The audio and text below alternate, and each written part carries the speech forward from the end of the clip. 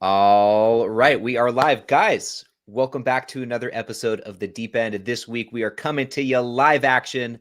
Hope everyone's doing good. Ari, man, how are you? Why don't we start there? How are you doing? Dude, I'm coming in this week from my kitchen, so I'm back home. I don't know whether that's good, bad, or whatever, something in between. But I'll tell you what, man, I'm itching for the end of the year because a big trip is planned and coming up, and I actually can't wait to get back on the road. So I don't think you've been home for, I guess you've been home Almost now two for about a months. week, right? Yeah, I've been home Well, for about a week, but I haven't been home for like a month and a half. but Almost 2 months. you already have the next trip planned and ready to go, huh? It's being planned as we speak, man. I'm out of here. Okay. I got the bug, and I think it's gonna probably be East Asia for like a good 2 months. Well, I think that'll be good because I mean, you're kind of based on our conversation from last week, you're kind of throwing around the idea of maybe making that a permanent spot for you, right? I don't know about permanent, man. I'm always careful with that word, Well, but like definitely an experience for a year. medium term. Yeah, for a year. Me and my dog. My dog's coming with me, Fast Eddie. Can't leave If it's Nala. the Thailand trip for a year, and like moving there, she's definitely coming with. But my dog, I usually send her to a like dog camp, which is like the best of the best. They got, pool time, they have, running sessions, the whole thing, training. She's with a bunch of German shepherds and army dogs, so she's good. Cool, man. All right. How are you Well, doing, man? How's dad life? it's going good. I feel like yesterday was maybe like the first day I felt like I was kind of starting to drag a little bit. And the only reason for that was because that night before I really did not sleep good. But it's been great. Like that aside, it's been fantastic. I'm not going to complain at all because it's been an awesome experience, life-changing experience. And I'm especially not going to complain about anything because my wife has it worse than I do. Because there's obviously at this stage, there's things that I cannot do that only she can do. And so I think that puts a little bit more of certain responsibilities on her right now. And that's not always the easiest thing. So, but all in all, we have an awesome baby. She's great. She's coming up on 1 month old. Monday, she'll be exactly 1 month old, which is crazy. I feel like it's already flown by, you know? I feel like just yesterday I had the text message from you that with a picture that she was just born. It's crazy. Time Yeah, flying. And it speaking is of crazy. not sleeping, I know this is probably like entirely different. But I'll tell you what, man. I've been back about a week, but my dog actually ate something. So last night, um, 6 times, man, from 8:30 p.m. all the way until 3:30 a.m. She kept coming up to my bedside to go out, and so I went out there 6 times to take her outside and do her business. But I will say, while very different, similar in the sense that it's like, hey, when you have responsibility and you can tend to that responsibility, there's no greater feeling. So even at 3:30 a.m., I was out there. I get dressed again. Thank God, by the way, I have a dog who comes to my bedside and like wakes me up for this. Mhm. But Yeah. she'll come over, she'll put her paw on the bed and then look at me, and she won't make a noise. She'll just kind of put her paw on my bed. And then if I don't wake up, she'll put her paw on me. So it's very intelligent, but I would wake up and then I'm like, oh man, again. So I go all the way outside, but those were my thoughts outside, man. So I can only imagine, with your daughter and all the crazy nights and some lack of sleep, a joyous and weighted heavy heart. Oh yeah. No, it's all awesome, man, and it's all totally worth it. So even if it's worse so far, it's not really been that bad. Switching gears though, a couple of housekeeping things for all of you guys tuning in. Number one, as always, this episode of The Deep End is brought to you by Blossom, guys. If you want to see both my portfolio and Ari's portfolio, you can check them out on Blossom. There's a link to that in the description of the video. We'll also put it in a pinned comment after this live stream's over. That's number one. But also number two, it is officially November 1st. And I don't know if you guys caught last week's episode. We've been talking about this a bit more. I think I talked about it on the Dividend Happy Hour last night too. But starting this month, we are officially launching. I don't know if you'd call it an installment, but our first go around at the Deep End Book Club. We're going to be kicking things off with a book called "Retire Often" by Jillian Johnsrud or Johnsrud. I don't know how to pronounce her last name, and I really need to get that right. But we're going to It's up be, for anybody's game. yeah, there you go. So we're going to be reading this book November 1st till the end of November. Just you have to finish it by the end of the month.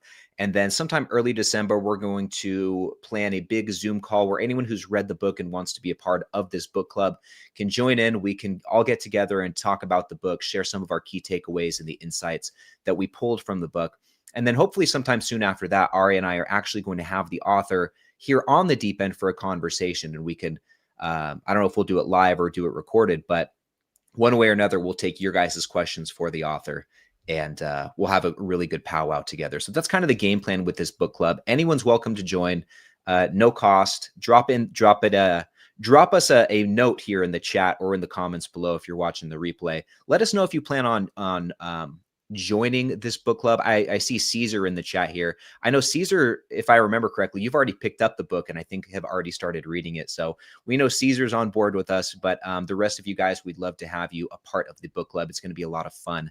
And I think we're kicking it off with a great book. And Ari, I got to say on that note, man, I'm already about like halfway through it.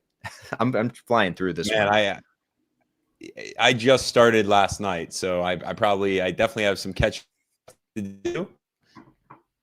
But you know, the first of the month came around, and you know, as of last night, I go, okay, the game's on, and so I started it, man. And it's so far, it's a very, I feel like freer when I read it because I relate to it a lot. These mini retirements that she's talking about already in the beginning of the book.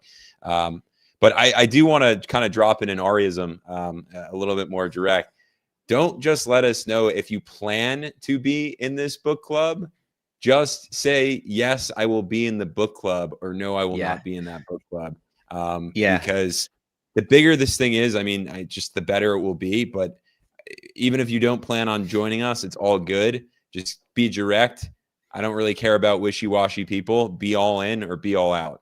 So I'll drop that Ariism in there. That's a good point. As Yoda said, do or do not, there is no try. And so, yeah, definitely take that approach here with the book club. Just let us know either way. But yeah, we'd love to have each and every one of you guys. Now, continuing on, I've got a few great questions saved for us to go through here in the episode. But if you guys have any investing questions, anything you want us to cover, drop it here in the live chat, and we'll try to get to it in this episode here. Ari, are you cool if I kick it off with a question from Fast Eddie? He's got a good one for us. I see, just real quick, one actually right there in the live stream from Zachary. And I just wanted to answer because that was a pretty easy one to answer. This one? And it's just, can you comment on, the Chipotle 25% drop as of the last 5 days? So, Zach, I just want to share with you, I am not invested in Chipotle, so I can't give you like a full scope on this one. I would, investor to investor, say you should definitely invest in this to it, or even have an inkling of a thought to get invested into it. You should be doing 10x to 100x more due diligence on it than I will, and then I did. But just, you have to, I think, understand that it's earnings season, and right now for investors across the board, doesn't matter if you work on Wall Street, if you're off of Wall Street, if you're a retail investor, or whoever you are, during earnings season, typically we get what I like to call emotional investing, and so people tend to overlook fundamentals of a company and just go solely based off of earnings during this time. So from what I understand, Chipotle actually didn't have a great earnings season, which is okay. It happens. But the reality is this. Are there fundamentals? This is a question for you, Zach. Are there fundamentals different? Have they changed over the course of time? Are they setting themselves up for failure over for the course of the future? Or are they still set up well for success? Those are questions for you. Every investor, to each their own. But I wouldn't, in earnings season, make any irrational decisions. So I just want to start there. Yeah, That's a great note. As you were talking, I actually pulled up some of the high level numbers. Seeking Alpha has been kind of wonky with me lately, but I pulled up some of the high level numbers, and it looks like they missed on revenue just like slightly by like $20 million out of billions and billions of dollars in sales. With that, revenue was still up like 7.5% year over year. So they are still seeing sales growth. It looks like as it's reloading, earnings per share was in line. So the bottom line looked fine. So they missed slightly on revenue. It looks like their operating margin saw a slight decrease from this time last year. And looks like maybe comp sales, which are same store sales, which basically reflect the, I mean, it's exactly what it sounds like. The sales year over year for the same restaurant. So any restaurant that's open a year or more, they'll be able to report those same store sales. But from the high level numbers, kind of like Ari said, I really haven't done too much due diligence in Chipotle other than being a frequent customer of theirs. And it's always busy every time we go. Love Chipotle. But I will say And the high level contributing to that numbers. revenue growth. Yeah, exactly. But I will say the high level numbers really do not look bad. I'm not exactly sure why it dropped 25%, but to Ari's point, oftentimes these things can be very emotional. And during this time, during earnings season, and this actually kind of ties in with Lucas's question too. We'll just throw it up here while we're on the subject. Thoughts on the latest week of earnings. One thing that you'll find during earnings season too, it's not uncommon for companies to report really solid earnings and see a pullback in share price. Actually, Rollins is another good example of this taking place. I just put out notes for the company, but a couple days ago, but same thing, like their sales were up year over year, like maybe 9% or something along those lines. That I might not have that number exactly right, but sales were up year over year. Earnings per share was up. They're continuing to just print crazy free cash flow. Margins are improving. So all this good stuff going on. And then what happened is the next day after they released their earnings, the stock dropped like, I think it went from 57 down to 52 or 53. So a pretty substantial drop for that share price. And so you might look at that and think, okay, something's wrong, something's broken with the company. Not necessarily. You got to look under the hood and see what the numbers are actually telling you. Because I mean, I would take all those things and be like, yeah, this company's headed in the right direction. In that case, when you see earnings like that and it sees a reduction in share price, it's like actually a blessing because you could take advantage of this company that's still growing at a lower share price. So I think it's a good thing. I want to talk about on that same exact topic here, and just answering Lucas's question from my end. This past week has been one heck of a week. Watching Amazon skyrocket and watching Meta plummet has been very interesting. But with those two moves, so both of those stocks, I guess I'll break the news now. Both of those stocks are actually in my portfolio. Meta was just added this past week. Amazon was already in the portfolio. Now, Meta for me is actually going to be a swing trade. And by the way, just as Ryan shared from the get-go here, you can see all of this transparently on Blossom. So if you're not on Blossom, go ahead, download it, follow Ryan and myself to see our portfolios. But with all of that, I'm going to be swinging in and out of Meta because I do believe, first and foremost, as I share a lot and often hear, that tech is the future. I'm not going to be long on Meta, but I wanted to swing in and out of it because it is a strong player right now in the AI space. And basically what happened this past go round, company came out and presented very strong third quarter earnings, like ridiculously strong. Revenue growth up by about 26%. But at the same token, this is crazy. This is where all like this conundrum came from. About 15.9 billion was one-time tax from the big beautiful bill. And so really what we saw is this massive scare for shareholders and investors, and they ran from Meta. So I believe that this is actually a great opportunity, like I said, for myself, not for anybody else, but for myself to swing in and out of Meta. And so maybe you're long Meta, maybe you're interested in Meta, maybe you want to swing yourself. So check it out, check into it. I'm not going to tell you to buy it. Nothing here is investment advice, but it certainly has my attention right now. And I like what they're doing in terms of actually boosting CapEx expenditures there by about $72 billion on this front, and putting more capital towards AI and AI tools. I think, again, this is all the direction of the future. So very interesting play. Ryan, what do you think about Meta? I know you're not the biggest tech investor, but have you looked into it? What are your thoughts on anything I just said? I think Meta is a tremendously addictive company. I think there's no denying that all of their products have such a stronghold on the consumer. Uh, I think I think it's a really good business. The numbers definitely reflect that. That was another one I was very surprised to see the share price drop because I mean, everything is just up and to the right for that company. They're printing cash, they're continuing to grow. It really is a great business. And I'm interested to see, I'm interested to see how their AI investments play out. Um, so that is one thing that'll be an interesting development over the next few years. But as a company, and just talking about social media as a whole, I think it's a good place to be in. I think it's a good place to put your money because, like I said, it is very addictive.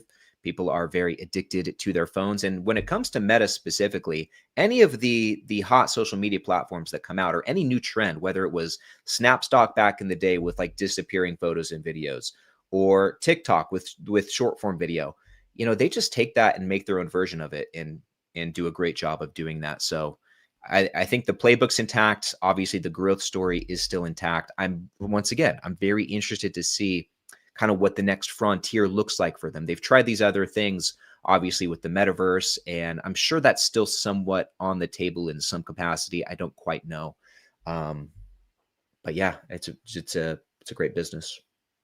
Good one.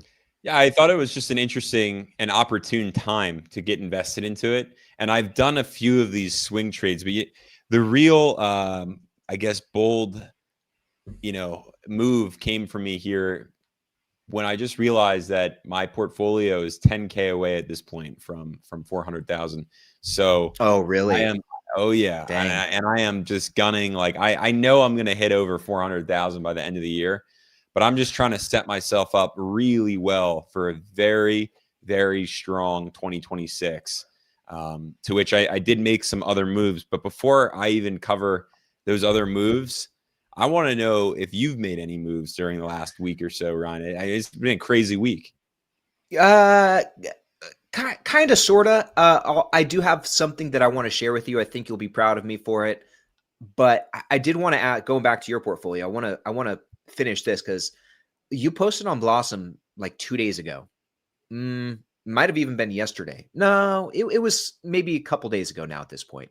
I think your portfolio was sitting at like 372 or something like that. You put out some post showing the portfolio value. I thought it was 372. And now, just a couple days after that, you're up to 390. So you must have really went heavy in Meta and some other stocks over these last couple of days. Do I have So that right?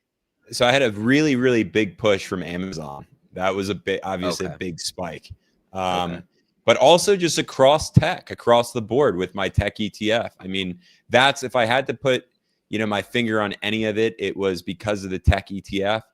And I also made a move, which I'm going to touch upon as well. That I think just it wasn't anything other than like if I feel like sometimes if people say, when you ask people what their secret is, they always try to come up with like a bunch of, reasons as to they have some esoteric formula. And like, you ask someone what the secret to success is, right? And they're like, oh, it's this. It's like, sometimes it's as simple as saying it's like the right time, the right place. And like the world conspired, all came together. And I feel like that's what happened to me. Like there's no secret to this. I invested very, very heavily, as everyone knows, into a lot of tech plays, and tech has been doing like extremely well. So my portfolio just began to shoot up astronomically. And so that's a part of what happened. I want to say it's like, honestly, the timing in which I did things, all the stars aligned, luck hit me pretty well the last 2 weeks. And here I am. Like every time I open up my portfolio, I was at 390. And then on Friday, because tech dipped a little bit, I'm now at 386 officially, but I did pop up above 390. So it's like, okay, I know it's just a little volatility there. And so therefore in my head, I'm like, you're just 10K away, you're 10K away minus the volatility. So like I said, aligning of the stars, you set your portfolio up the right way and it works out. You know, there's no secret there. Yeah, and I think that you kind of added a note like that in the post as well, basically saying like, don't not help me with the verbiage, but you were basically saying like, don't be afraid, using that as the example, don't be afraid to risk it or go all in. And in the post, you were saying, and don't confuse that with saying you need to buy risky investments and like put your money at risk, but basically be aggressive in your decision making. Go all in on your portfolio and really, hit it hard in controlling the things that you can. Do that to the maximum. Do that to at your maximum ability. Basically, don't hold back. And I think we're seeing. I mean, I think you're leading by example in that case, just with the big portfolio jumps this year. I was gonna say couldn't have said it better myself, but that was that was a Oh, part of my comment. I'm Yeah. totally sure you could have. Yeah, Yeah. No, you know what? That's exactly it though. Like I said in the post, like you just shared now, and just go aggressive in like your highest conviction stocks. Like I've just been saying that now for over a year. And there's someone in the chat also. If we scroll, not even scroll up, Vasco. I think I'm pronouncing that name correctly. I hope so. Vasco's the Saying man. I started late. You're 33, man. You didn't start late. You're right on time. People who start late are really people who are in like their 50s and 60s. But even then, I've actually interviewed people in their 50s who have ultimately become millionaires because they set themselves up for success.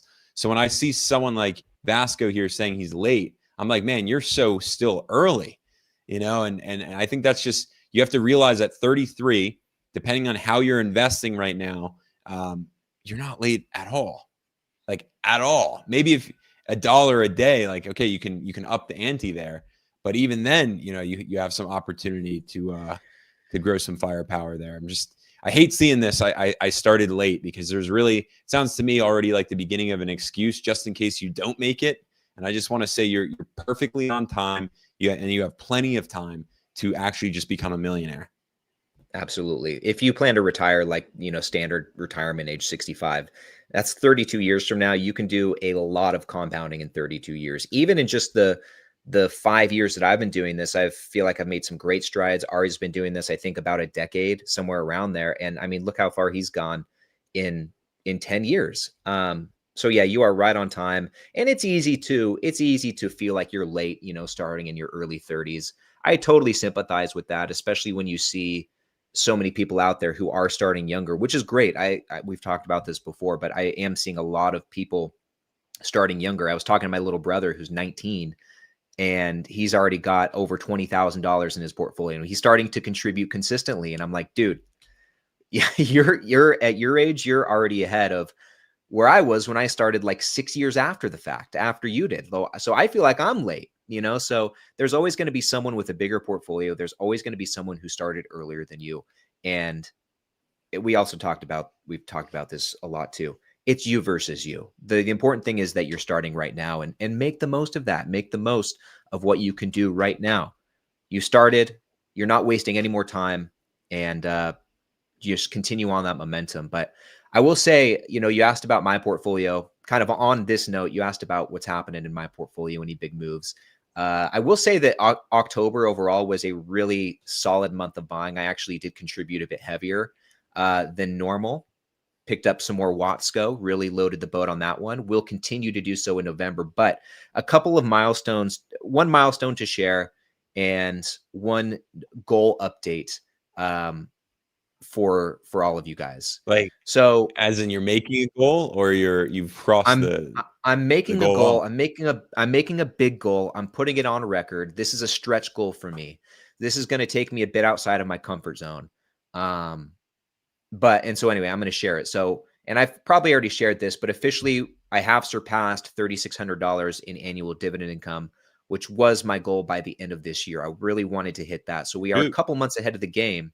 I'm now at 3807. So we've surpassed that by quite a bit.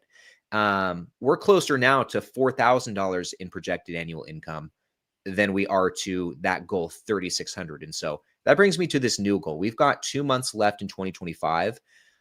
I am going to push to be by January 1st, by the start of 2026, I'm going to push to be at $4,000 of projected annual income. I have $193 to go, and I'm going to push to get there by the end of the year. Is Watsco the big move? Is that going to be like the?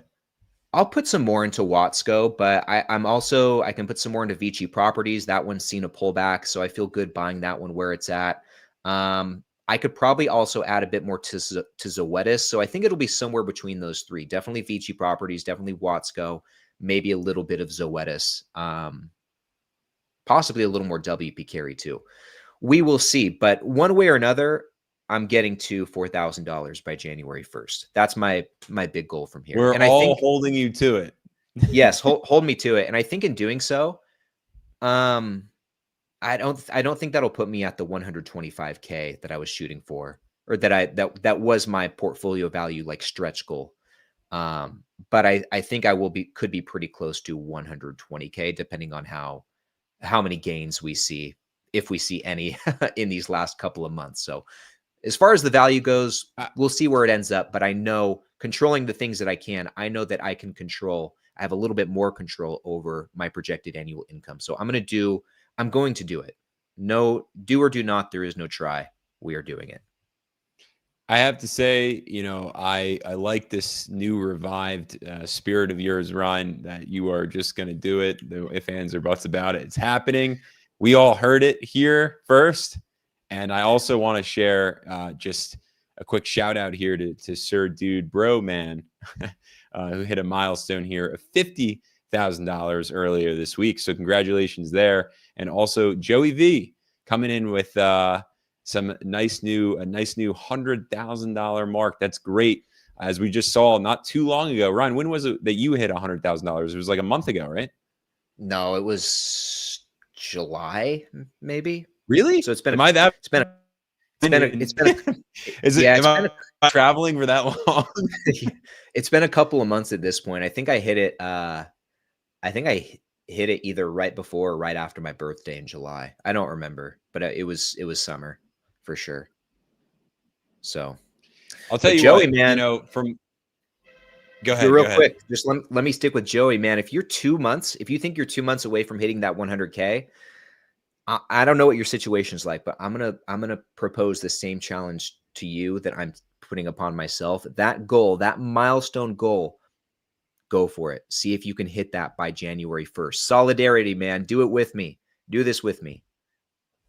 You got I it. think you guys all have it in you to do it. And again, another Ariism to throw in here: zero excuses. Just make the goal and hit the goal. That's like just hit it. Yeah, I don't know what else.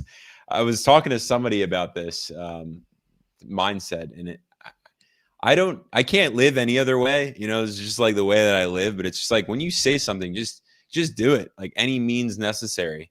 And when you do it, you just realize that you really are like limitless. You are unstoppable.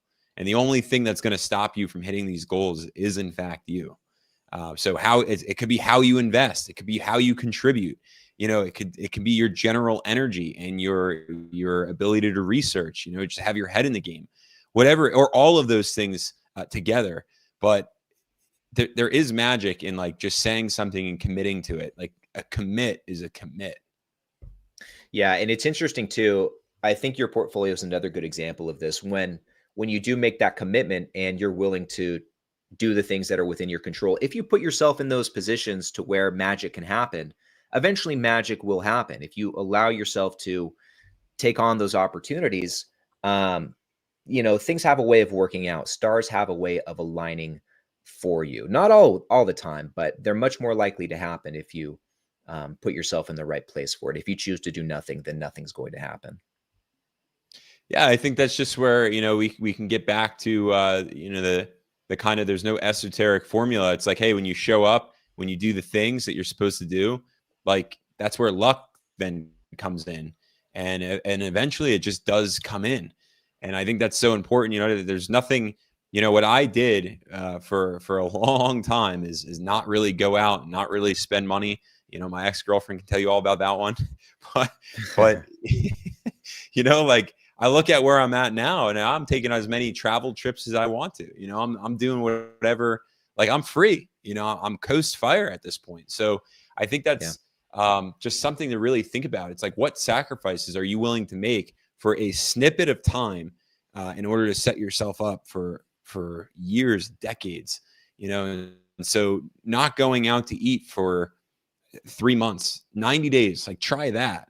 You know, Mhm. buying groceries when they're on sale that aren't your favorite brand. I know that sounds like maybe crazy, right? To buy your favorite Greek yogurt that's not your Greek yogurt that's not your favorite Greek yogurt brand, but get the one that's on sale. Or try the store brand, right? And like that dollar that you save, and then the next week you're doing that again. It's just, it all adds up. And so it's just like, in what little areas of your life are you failing to show up for your financial freedom? Amen to that, my friend. Shout You can out tell I'm Sir getting Dude Bro, fired up, man. Sir Dude Bro Man here, who says, "Yeah, the magic gets bigger and better as you go on. Keep at it and ignore the noise. I've seen it for myself in my own journey." And also shout out to Joey here, who is, controlling what he can here. I work 2 jobs. All my income from job number 2 goes to the Schwab account. He has another job just to invest more, and that's dedication right there. So good on you, my friend. Vasco here says, "I start to respect my money, and it was an epic feeling. In just 1 year, I created my emergency fund and I invested $10,000 with a modest $250 per year in dividends. I really want to continue this journey." Yeah, you guys So, are all on the right path. So on the topic of off brands, you were talking about that a moment ago with the Greek yogurt. I want to do a callback to last week's conversation about watches. And for those of you who missed last oh week's man, conversation, for those you of bought you, the watch. no, I didn't. No, I didn't. Um, I'm going to lay this out. So, in case you guys missed last week's conversation, I was all huffing and puffing about, getting this nice Breitling watch. It's a top time B31 blue dial, 38 millimeters. Great. I tried it on in person and I just love the watch. Now, this thing is going to set me back $6,000 or so. They actually just raised the price. And in Sounds like last week's pennies to me. yeah, in last week's conversation, I went into it thinking, I just don't know if I want to do it, better use of money elsewhere, blah, blah, blah. Um, by the end of the conversation, I was convinced to pull the trigger on it, but I thought about it a bit more. I've actually thought about it every day since the conversation. And I'm ultimately, at least not now, I'm ultimately not going to do it. And I actually feel really good about this decision. And I found what I believe is to be a fair compromise. So I really like this watch, but I have a running list of watches that I want and that I love, and there's so many that I have and would be just as happy with that are a fraction of that price. And I could probably get 3 of them and still spend half as much as I would spend on that one watch. And I like that watch, but I don't know if it means that much to me that I need to spend that much specifically for that watch when I have these others over here that I like just as much. And actually, potentially, there's one that I might say I like even more, and it's only like $750. And so I'm just going back to the opportunity cost and making the comparison. And ultimately, I think I'm going to table that expensive purchase and buy myself maybe 1 or 2 other watches that I really, really still like a lot that are less expensive, save that money, use that extra money to invest some of it. But also, one thing that I did do is we booked a trip to Newport Beach later this month. So that money is being spent elsewhere. It's being spent on some experiences. Ultimately, it will be spent on a watch or a couple watches. Some of it will be invested. So I feel like this is a really good compromise, and I'm getting the best of all worlds. I'm able to add to my watch collection, which I have fun with and care about. I'm able to do fun things with the family. This will be the baby's first Newport trip too, so it'll be very special. And I'm still able to invest more in the portfolio. And so I feel really happy about that decision, and I just feel really happy about that decision. I'm at much more peace with that and being able to do all those other things than if I just blew it on the watch, if that makes sense. Do you think that that's, as the ultimate judge here in this decision, is that fair, or am I not thinking like a billionaire enough? I was gonna say you're talking to the guy who touts to invest and live like a billionaire. So, but I will be objective and say that And don't sugarcoat it me. Don't sugarcoat it for me, man, Oh, because in we're that case, friends. let me rip the Band-Aid. Don't. Yeah. Sorry, I didn't mean to cut you off. So My bad. no. So first of all, let me say this: in terms of living like a billionaire or playing with that billionaire mentality, I think you fell short. But there's a but. I think that there's room in this where you have ultimately come around to something that's much more important to understand, which is that the real power that you hold is the ability to make a decision on whether or not to spend $6,000 on the watch or spend $6,000 elsewhere. And if you want to go with that billionaire mentality, even more than that on other things, because you have reached a point in your financial journey, which you can. And that still puts you in the billionaires bucket. So I want to go with that to just say, like, hey, like the fact, even those of you who are in the chat who are working two jobs, who cross the $100,000 line, earning that dividend income, just on this journey, this is, how we essentially get to that billionaires bucket. We get to the point where we can make decisions, financial decisions. What a great problem to have. Do I spend $6,000 on a watch, or do I spend $6,000 on a vacation, my family, and other things? Like that's such an Yeah. amazing problem when you put it like that. Dude, that's such a good point. If that's as bad as it gets for me, if the worst part of my day is trying to figure out how I'm going to spend $6,000, I think I'll be okay. I think I'll survive. And so yeah, that's a great way to put it. And for those of you guys who are curious about the watch or watches that I will be buying in place, one of them's a micro brand actually. A micro brand is basically like an independent watchmaker, not one of the big guys, but independent watchmaker. One of them is from a brand called Traska, Traska. It's the Traska Venturer GMT. That's the one that's about $750. The other one is a Nevada Grenchen. That's the brand, not a micro brand. It's actually has a pretty rich heritage, but definitely under the radar. Nevada Grenchen F77. So that's another one that I'm looking at as well. So I think those two will find their way into my portfolio, into my collection here pretty soon. And just to close the book on this conversation, because I don't want to beat a dead horse, I feel like I'm taking that same amount of money overall and making it go a lot farther. And at the end of the day, I feel good about that. And that's what matters the most, because at the end of the day, someone can see how I spend some of my money. Man, I spent well over $6,000 on all the travels, so someone might be like, wow, what is he doing? You could do this, you could do that. And that, but at the end of the day, it's how you like to spend your money. And it loops right back to this. Hey, you get to spend your money that way because you've earned freedom. And that to me really is the beautiful idea behind everything that we're all doing here, not just Ryan and I, everybody in the chat, everybody watching this here after the live stream. Being on this financial journey just sets you up for freedom and the ability to make such decisions. So, I'm happy for you either way. Thanks, man. Life is good. I cannot complain. Let's jump over. We have one question here from Fast Eddie. He asked this earlier on in the conversation. Going back to stocks, if you had to put all your money in one AI stock for the next 20 years, which one would it be? Do you have any? I mean, first and foremost, before we even answer that, how do you classify what's an AI stock and what's not an AI stock? What should we set some Me parameters specifically? there? I guess, yeah. Yeah, I mean, it's a good question because are you talking specifically about companies that are heavily incorporating AI? Do those count? Or are you talking about, the kind of companies that are strategically focused solely on AI?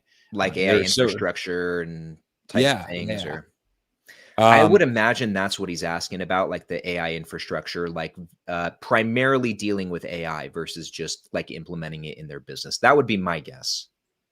Yeah, just on the cutting edge. Look, I would really say, and I just saw a chart earlier today.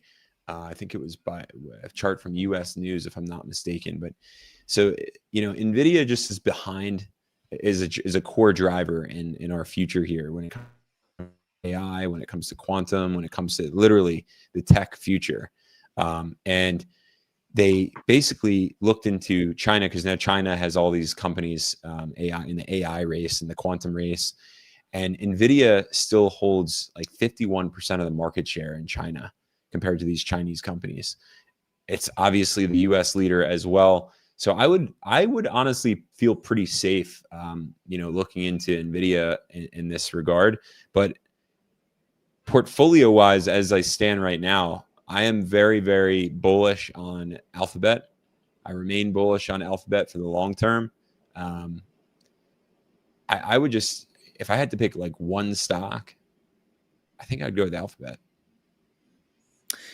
I don't think you could go wrong with that one. Probably can't go wrong with Nvidia. Probably can't go wrong with Amazon. Probably can't go wrong with Meta. I mean, there's some good options here. I truthfully don't spend enough time in this realm to really have a solid opinion about it. So I don't know that I can appropriately answer this question, but kind of broad strokes, how I'm thinking about couple of notes on how I'm thinking about AI. Number one, another reason that I also am unsure about how to answer this question is because I think that for a technology that is still so new in an industry that is very rapidly changing, I think it's very possible that the big companies today, even some of the ones we just mentioned, I think it's very possible that some of the big companies in the space today may not be the big companies in this space, uh, even in the near future. I think that it's kind of the Wild West still. I think anything's possible. And I think it's really hard to pin down which companies are going to be the big winners. I just think it's too soon. And I think that's something that we've seen play out when it comes to these very revolutionary technologies. I think a similar thing happened during the dot-com bubble when internet was all the hype. I think something similar probably happened in the railroad space way back in the day when they were building out all the railroads. The big companies at the time in the early stages, some of them, a lot of them didn't even last. Some of the big companies at first, or the small companies, I should say, the under the radar ones, ended up coming later and being kind of the big players. And so, once again, I think it's just too soon to tell. So with that said, how I'm thinking about this is I'm looking at my portfolio, I'm looking at companies, pretty much all of which are able to implement AI into their portfolio. I can't think of a single company that I own that is not able to use it in their operations to enhance their operations in some way, shape, or form. Even Watsco, even a boring HVAC distributor. I've actually was listening to their earnings call yesterday. They are using AI to help with pricing, help with inventory. There's still so many ways that a boring, sleepy company like that can use this new technology. And so what I'm doing is I'm looking at these different businesses, and I'm thinking who can implement AI in their operations and not be basically who cannot be disrupted by AI. I think Watsco is a great example. I don't think Watsco is going to go out of business just because AI now exists. In fact, I think it's going to help their business tremendously. Um, and I think the same is true for a lot of the companies in my portfolio. And that's kind of how I'm thinking about the whole thing. So I don't really have a strict, I don't have a one and done company that I think is going to be good, a AI company that's going to be good for the next 20 years. I know that's not the best answer, but it's the best one I have. Yeah, and to your point, I think it really is going to come down to, and we've been here before. I just want to make that pretty clear. The industrial revolution is, this is our AI revolution, but this is nonetheless a revolution. And so I think anytime we're going through a sizable revolution like this, we will see people lose jobs. That is totally normal. We saw that in the Industrial Revolution. What happened? No, they did not stay unemployed forever. They learned new skills and then were employed elsewhere. So I think we can't fear this AI and quantum revolution that's here at our feet right now. I think we should be embracing it. I think we all should be learning new skills. We should be growing. We should be learning how to adapt and enjoy this road, because whether you like it or you don't like it, it's happening and it's here.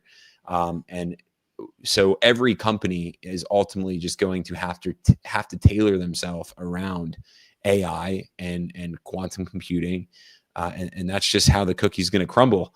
And if Yeah. you don't, you'll just fall behind to competition that's going to do just that. It's really hard not to use AI these days.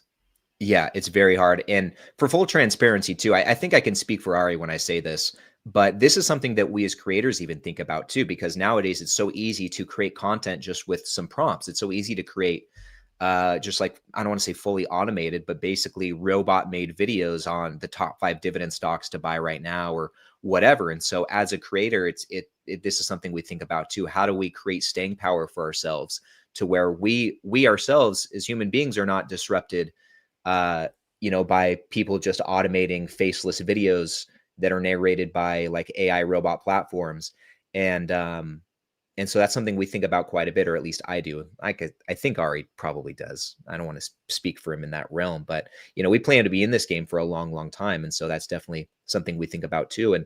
And I think something like this is a great skill to have, or a great skill to learn, creating content and doing all these things. Because at the end of the day, with the rise of more and more robot content or AI created content, you can kind of tell what's made by AI and what's actually made by a human being.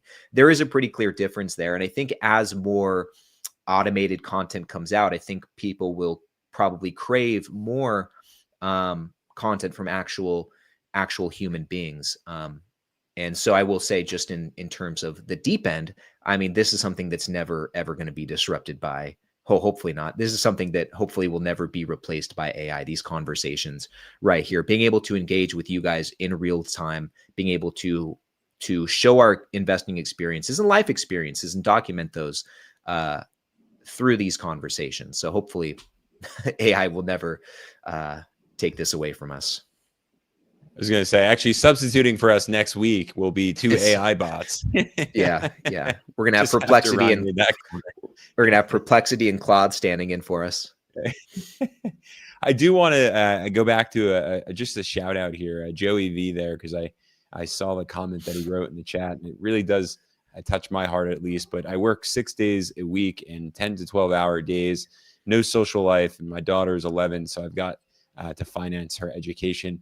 And I just want to share, like, once again, like, how important this journey is, for all of us, and most importantly, how important it is to have a why on why you're doing what you're doing. Because Joey, I'd call you crazy, really, to work 6 days a week in 10 to 12-hour days and have no social life.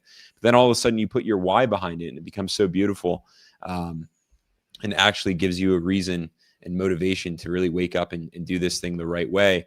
And I also just want to say that I hope you're using a 529 plan, so you can at least get some tax advantaged savings there for your daughter's education.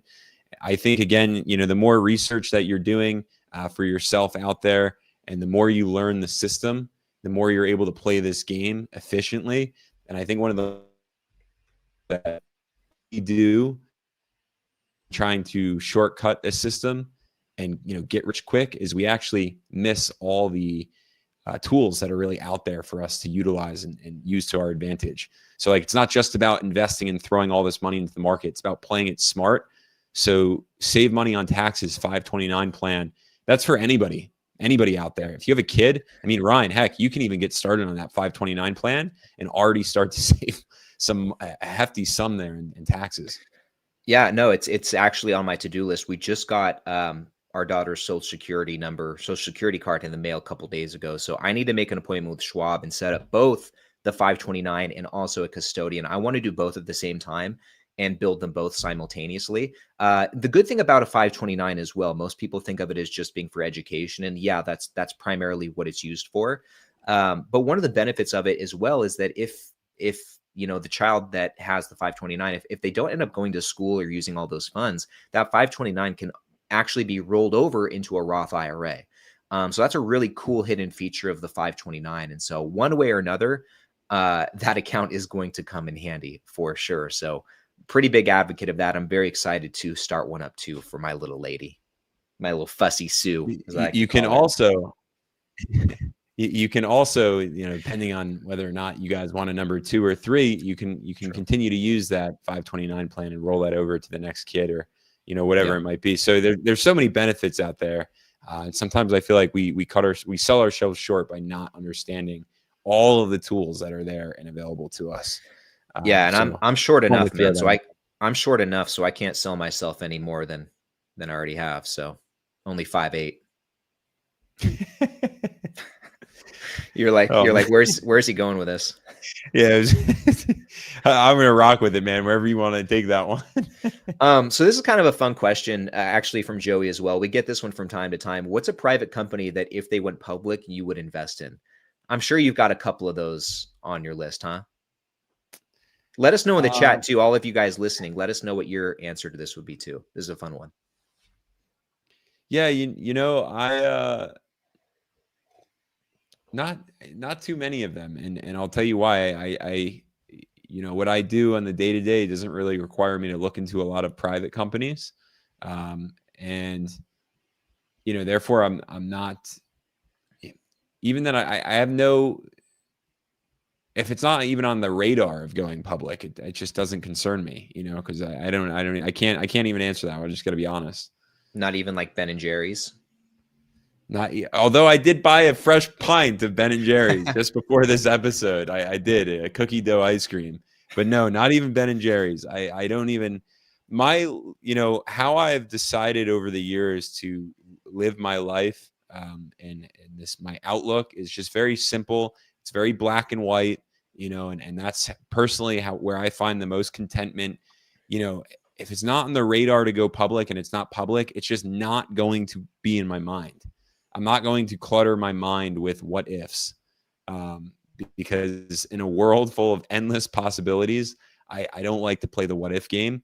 I just like to enjoy the what is game.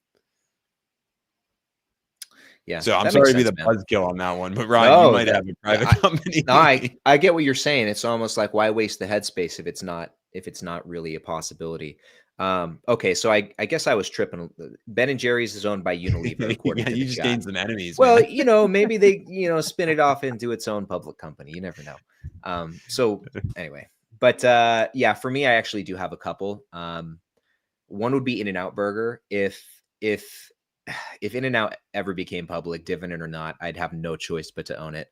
That's a pretty easy one for me. And actually, Trader Joe's is another one.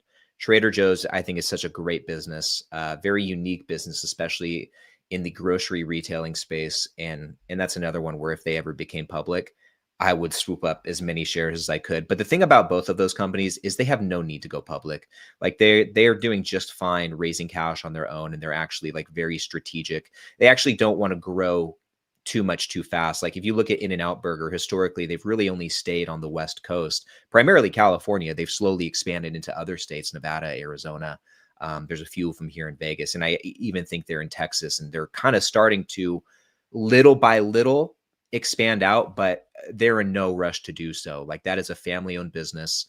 I think the granddaughter of the founder owns it now, and she's doing a great job. But like I said, they'd have no need to go public, and Trader Joe's is the same. And actually, fun fact about Trader Joe's, the guy who started Trader Joe's and the guy who started Aldi's, or Aldi, excuse me, which is another grocery store, they're actually brothers. I don't know the exact story. I want to read about it, but I think they had a falling out, and one went on to start Trader Joe's, the other went on to start Aldi. Kind of interesting. And actually, kind of on a similar note, I hope I get this right. The person who started Adidas and the person who started Puma were brothers as well. I think it was those two. It was Adidas and another company, and I think it was Puma. Interesting. Fun facts. Interesting. Both brothers and both are falling out. My brother and I actually started. We were just we were in Maui together, and we were hypothesizing about if we were to get into business together, what would we do? And to be honest with you, man, I am fully ready to throw about $150,000 at my brother to help him out in a healthcare venture. So I hope he does that. But it's funny. I think when you have Yeah, close ties with a brother or, family. It's interesting to think about, what you could do when you're really close in a good relationship with them. Um, I think a lot of people fear getting into business with family because of these situations, these falling outs, and what could happen. Um, so it's always interesting to see that. But whether it's Adidas and Puma or Trader Joe's and Aldi, uh, wow, what a great success story from a falling out. Yeah. I think to your point, I think the closest that I would get to having a business with friends or family, my brothers or friends, would be something like just investing, what like putting our money together in either investing in stocks or buying real estate together. I don't think I would do anything more than that. I wouldn't want to start a grocery store or a shoe company with anyone super close to me. It just spells But trouble. if But you I had to think, pick a grocery store or a shoe company, which one would it oh, be? dude, grocery store without a doubt, a grocery store, 100%. Trader Yes, Ryan's. absolutely. Trader Ryan's, yeah. I don't know what, something like that. But yeah, like I said, I think the most that I would do is let's buy some rentals together and put our money together and see how we can grow it that way. But I like the yeah, rental idea. Being in rentals is great, and I yeah, thought about my brother and I thought about doing that together. But it's not necessarily, I think, his love. Here's the thing, man. For me, and my brother probably won't be watching this, so but I would say it to his face, and I have said it to his face anyway, so I'm just going to say it again.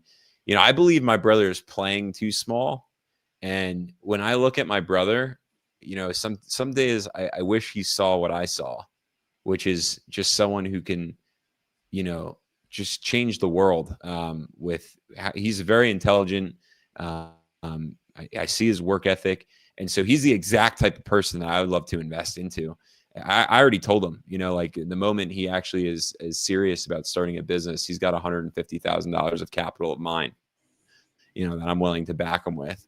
And I just, it's always interesting, and I kind of think about when I'm thinking about what to invest into and who to invest into, it's just, there's such a rare opportunity to really, if you have the chance to go in with, a really good friend, you know them well, or a family member, like, and I'm speaking objectively. Okay, he's my brother, but objectively, he's a very intelligent, driven, nonstop, just will get the job done guy.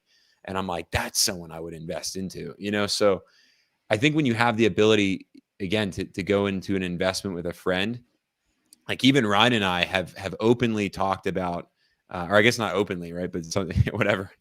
We've behind the talked scenes, about, but yeah, behind the scenes, right before we jump onto the deep end chats, or after, going into real estate investment together.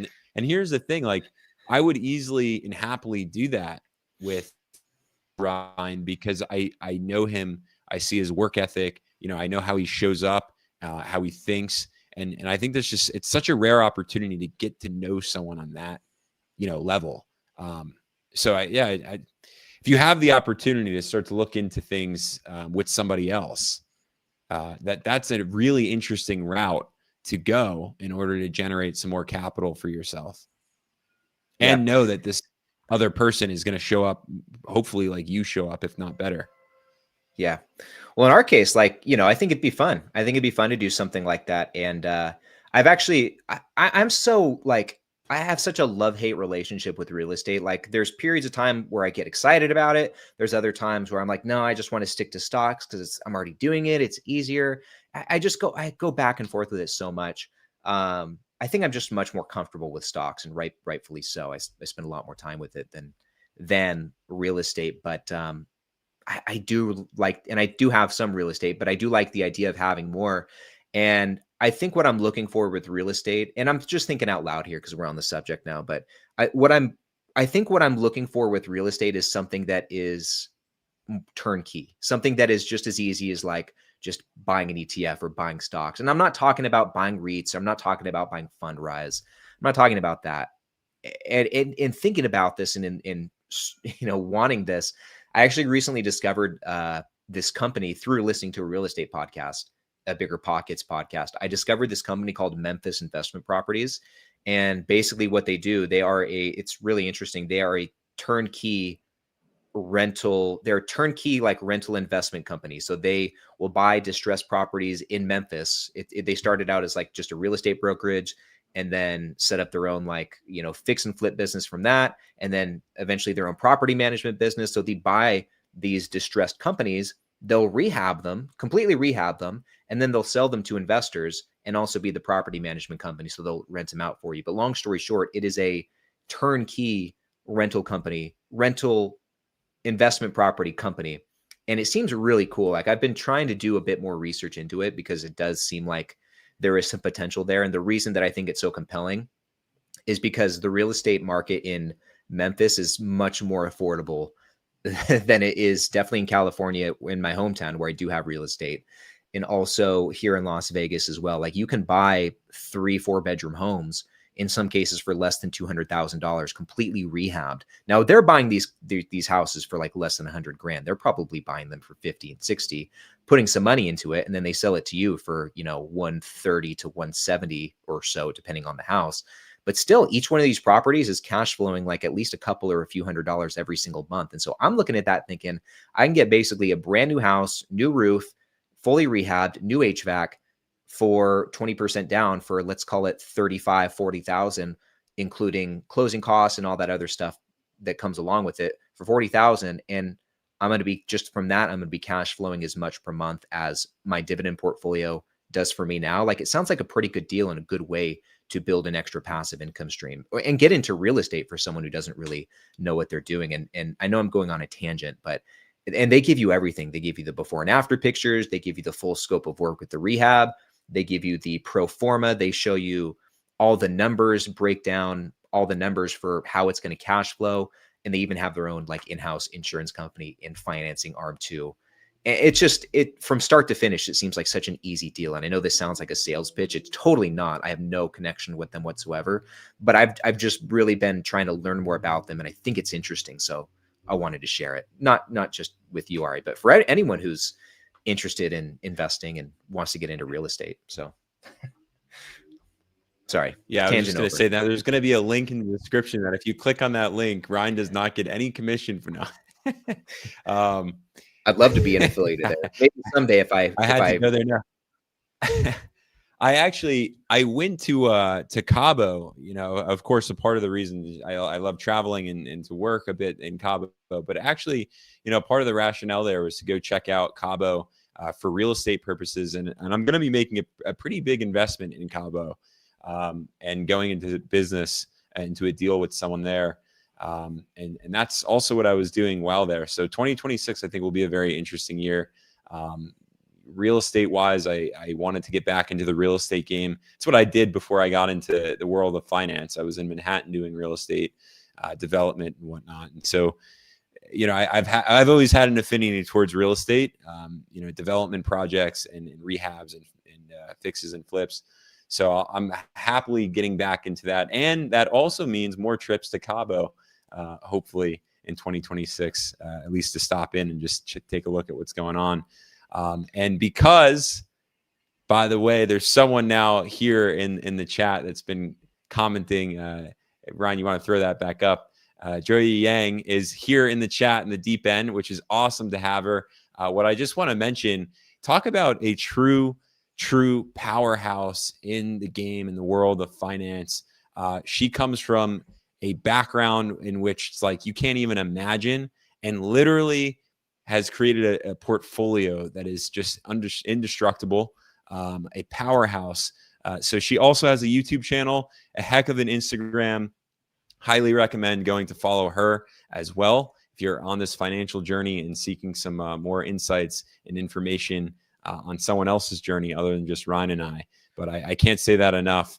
Ryan, I don't even know if you know her full story, but I had the luxury of having her on the Masters of the Market. So that will drop hopefully very soon.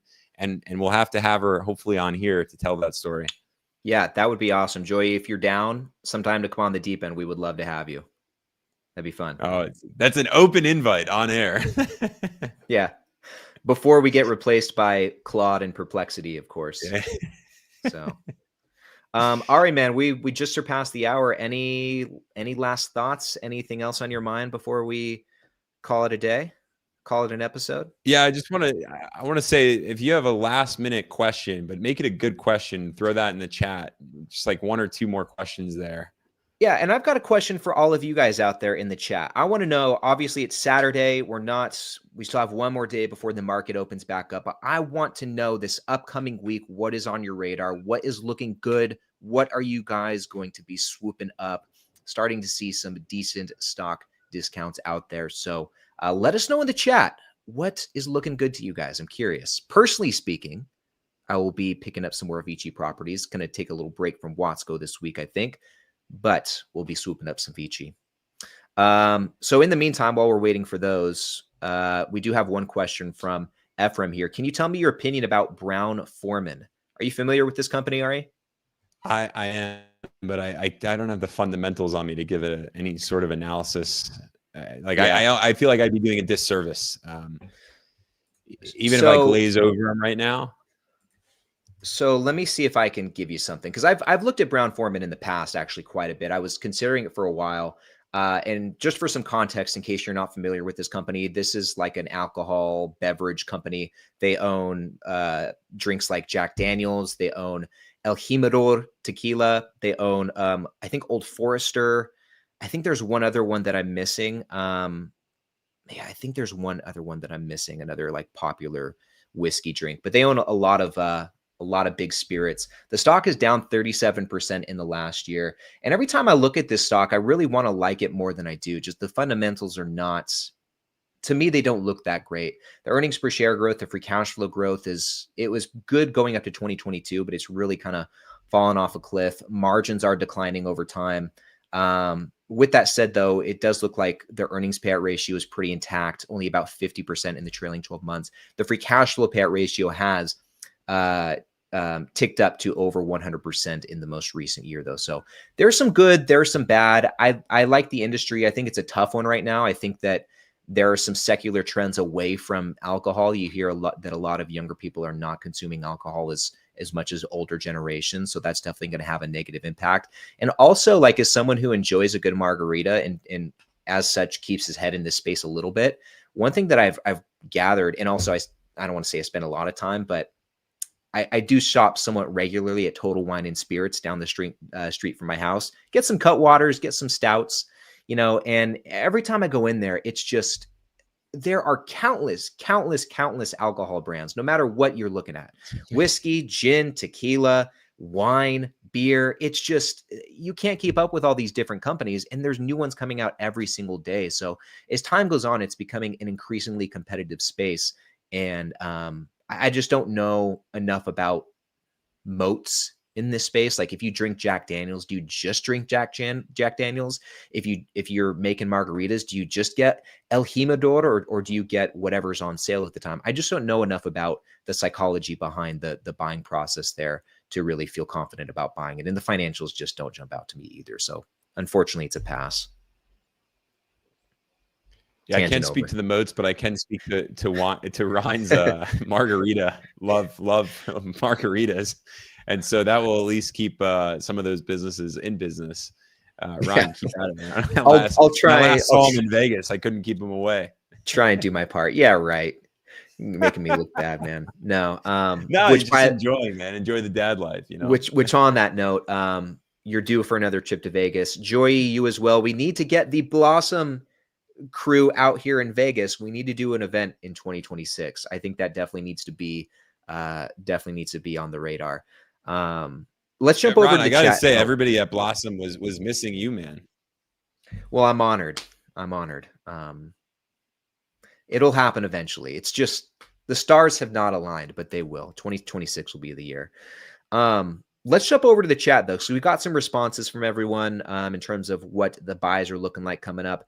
Vasco is going to be picking up some Waste Management, a former player in Ari's portfolio. I don't think it is in there anymore. They have since parted ways, although still on good terms, I believe. I don't think there's any beef. If I were heavily, focused on dividends, dividend growth, Waste Management would certainly be a pick. I think it's going to be a top performer, definitely within its space, but outside of its space, a top performer in the dividend growth arena.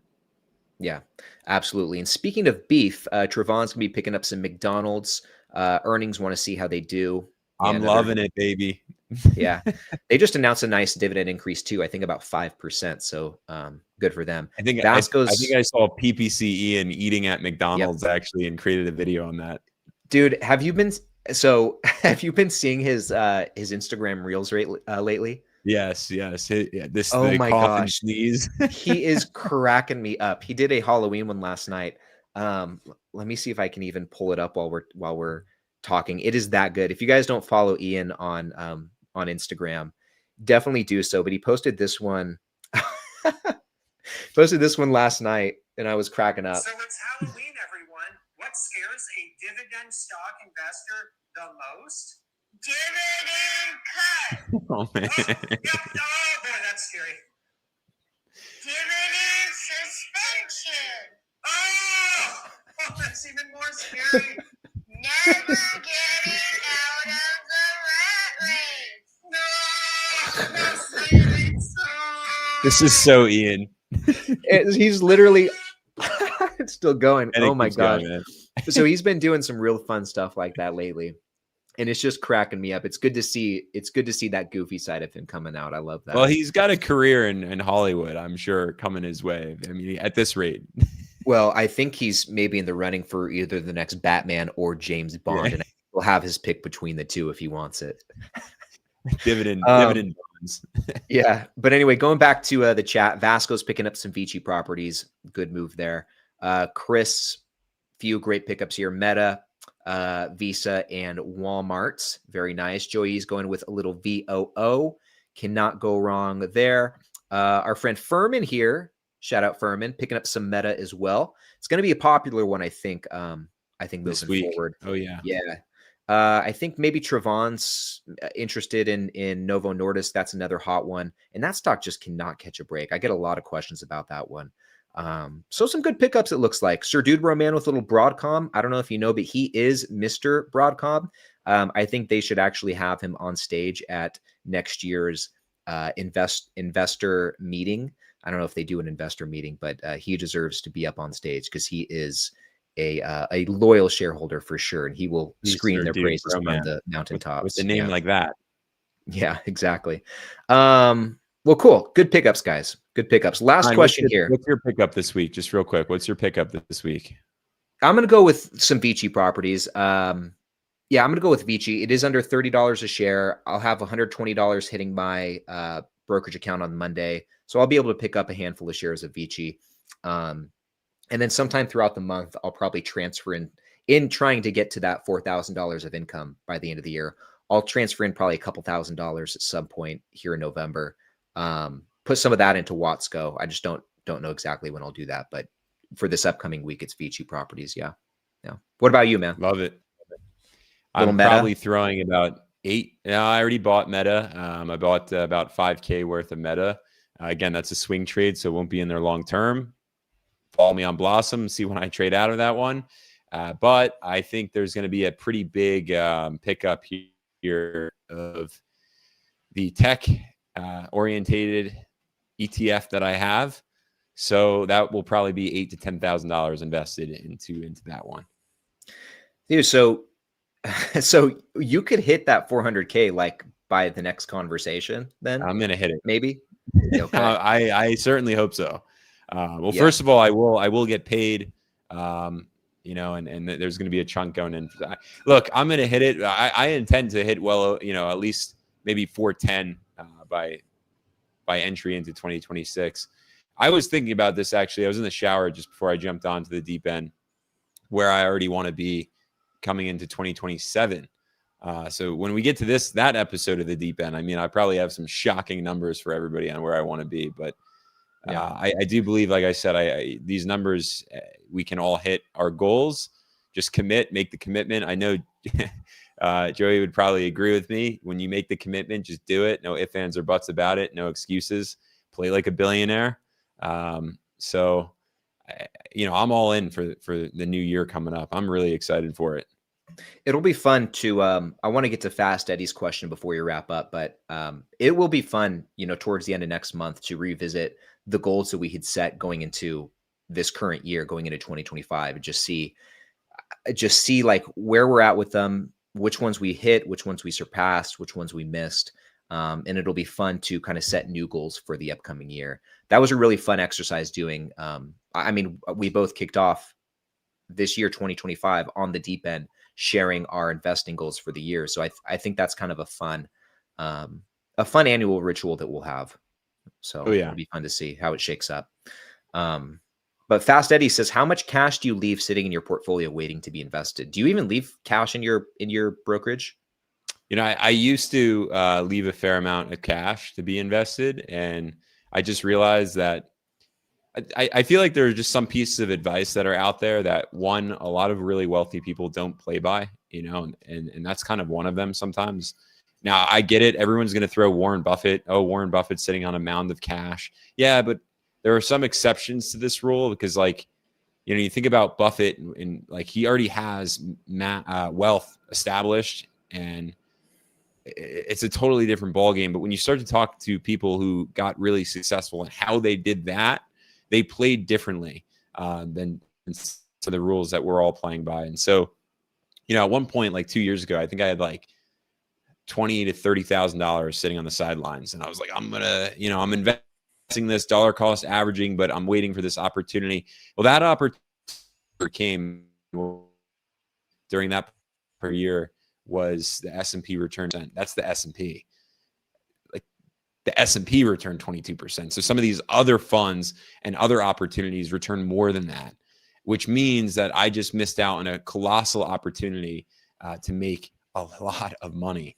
So I don't leave a whole lot of money on the sidelines. I like to invest it as pretty quickly as I can.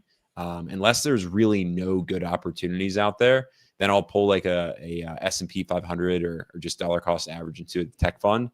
But typically there's an opportunity within my portfolio to invest it, and I throw it in there pretty quick. But right now, without making this big, you know, tech investment, I think, yeah, there's about 8 to 10K just waiting to be invested on Monday. Mm-hmm. What about you, man? share this. Yeah, I share that same exact sentiment. Recently, I had maybe $2,500 sitting in just like a Schwab government bond, just because I didn't know what else to do with it. And I knew I wasn't going to have it for very long. So I just put it in there for probably less than a month. It really was not long. And that ended up going right into Watsco. But, you know, kind of to your point, I don't like to keep a whole lot of cash just sitting there. I'd rather put it in equities. And even outside of my brokerage account, just in terms of cash management, just across the board elsewhere. Right now, I do have cash that's going to be used to buy the car. So I have a lot of cash just for that reason. But outside of that, I like to keep an emergency fund, maybe like 10K ish, you know, just there. But then everything else I like to put to work. So, and I think it was actually, I think Joey posted about this recently on Instagram, maybe elsewhere too, talking about being, I don't know what, you'll have to help me out with the phrasing, but you said something about being allergic. I think it was being allergic to cash in your checking account. You said something along those lines. And I mean, that's an approach that I try and take too. It's like, what's the point of keeping that? Even it's, it's exponentially better even just to have that in like a high yield savings account, you know? And there it is. You need to be allergic there to the money in your checking account. And that's so true. I'm going to say it again. If you're not already following her on Instagram or YouTube, follow her right now. Someone who's blasting out content like hourly and crushing it. But it's funny, man. I think the same way. And I've had some videos. I've since actually, had to remove some videos off YouTube and do some cleaning. But I did have a video up that talked about cash being trash. And I got some heat from that because, again, it's like the Warren Buffett community or the people who are like, oh, but Warren Buffett has cash. And again, you can't necessarily compare yourself to Warren Buffett when Warren Buffett is Warren Buffett. Because the Buffett that we know today wasn't the Buffett that was on the come up decades ago and always talked about putting cash to work for you. So I think that's also something I think about. When you're that wealthy, you can have cash just sitting there, like idling by. At this point, though, in this accumulation phase for what I would assume is all of us, there is no point to having stacks of cash in your bank account. So yeah, definitely be allergic to it. Recognize that it's to have cash is trash, and invest it, make it work for you. Amen to that, my friend. I think that's a pretty good note to wrap this up on. What do you think? Call it a day. Call it a day. We'll be back next week. But yeah, fun live stream. Great live stream. Also, if you're this far, let us know. We usually record these or have them up on Thursdays. But if these live streams are something that you're into and you want more of, let us know in the comments here or down below. And if you want us to do these on Sunday to kick off the week instead of at the end of the week on Thursdays, that'd be super helpful for us as well. So let us know in the comments, whether it's in that live chat right now or down there in the comments if you're catching this later. Chris says, can you do both? Yeah. Maybe we will. Maybe we will. Not during football season, Fast Eddie says. Just fun to watch. I don't know. I think we just make it work for us, Ari. And I will say, like, Thursdays, I mean, typically we record Wednesdays, but that always works fine.